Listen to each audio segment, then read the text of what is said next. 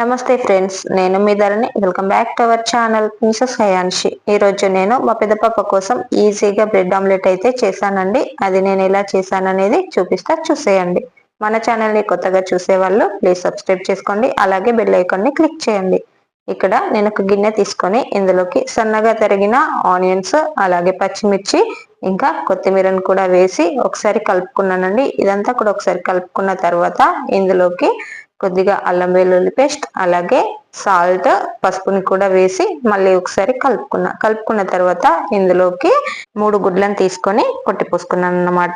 Eggs కొట్టిపోసుకున్న తర్వాత మళ్ళీ ఒకసారి చక్కగా కలుపుకోవాలి. ఇదంతా కలిసిపోయిన తర్వాత స్టవ్ అంటించుకొని ప్యాన్ పెట్టుకొని 2 టీ స్పూన్స్ నెయ్యి వేసి వేడి చేసుకున్న నెయ్యిలోకి 2 బ్రెడ్ ముక్కలను తీసుకొని రోస్ట్ చేసుకున్నాను అన్నమాట. బ్రెడ్ ముక్కలని కొద్దిగా లైట్ గోల్డెన్ కలర్ వచ్చేంత వరకు రోస్ట్ చేసుకోవాలి. ఇలా రోస్ట్ చేసుకున్న బ్రెడ్ ముక్కలను తీసి పక్కన పెట్టుకున్నా.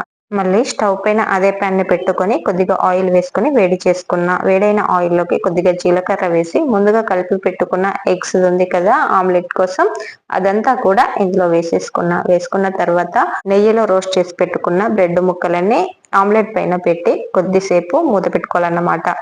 ఇలా మూత పెట్టుకోవడం వల్ల ఆమ్లెట్ కొద్దిగా పొంగినట్టుగా వస్తుంది. తింటుంటే చాలా బాగుంటదండి. స్మూత్ గా ఫ్లఫీగా ఉంటది. అందుకని చెప్పేసి మీరు కూడా బ్రెడ్ ఆమ్లెట్ చేసినప్పుడు ఇలా ఒకసారి ట్రై చేయండి. మీకు రాదని చెప్పట్లేను, ఇలా చేస్తే బాగుంటదని చెప్తున్నా.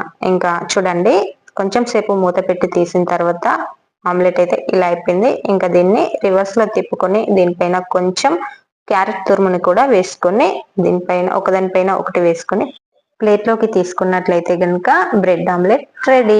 ఎంత ఈజీగా అయిపోయింది కదా. నేను చేసే విధంగానైతే మీకు చూపించానండి. చాలా బాగుంటది, చాలా టేస్టీగా ఉంటది. ఒకసారి ట్రై చేయండి. మీకు గనుక ఈ వీడియో నచ్చినట్లయితే ప్లీజ్ లైక్ చేయండి. అలాగే మన ఛానల్ ని కొత్తగా చూసే వాళ్ళు సబ్స్క్రైబ్ చేసుకోండి. Thank you.